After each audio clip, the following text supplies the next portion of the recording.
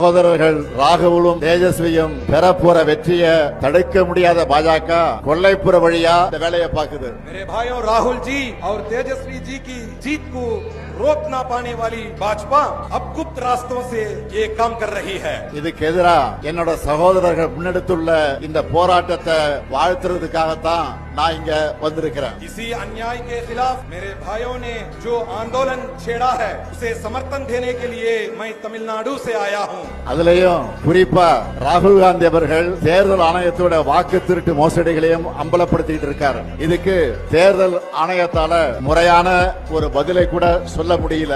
विशेषकर राहुल गांधी जी ने चुनाव आयोग की धांधलियों और वोट चोरी को उजागर किया है.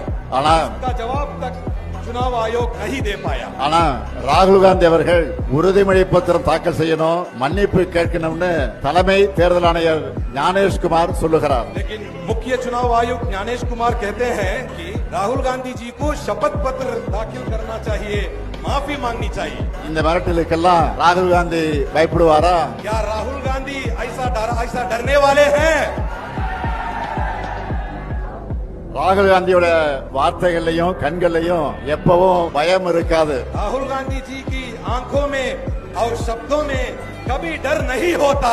ராகுல் காந்தி அவர்களை பொறுத்த வரைக்கும் சும்மா அரசியலுக்காக மேடைகளுக்காக பேசுறவர் கிடையாது. தான் பேசுற ஒவ்வொரு வார்த்தையும் மிகுந்த கவனத்தோடு பேசுறவர் அவர். वो केवल राजनीति या मंच के लिए नहीं बोलते, जो भी कहते हैं बहुत सोच समझकर कहते हैं. இப்போ ஏன் பாஜக அவர் மேல பாயிறாங்கன்னா, आज भाजपा उन पर इसलिए टूट पड़ी है. பாஜக தேர்தலை எப்படி கேலி கூத்தாக்கிடுச்சுன்னு ராகுல் காந்தி வெளிச்சம் போட்டு காட்டிட்டார். அந்த ஆத்திரத்துல பாஜக அவர் மேல பாயிறாங்க. क्योंकि उन्होंने दिखा दिया भाजपा ने चुनाव को कैसे मजाक बना दिया है, इसलिए उन पर भाजपा टूट पड़ी है. மக்களோட வாக்குரிமையை பறிக்கிற பாஜகவோட அதிகாரத்தை மக்கள் நிச்சயமாக பறிப்பாங்க.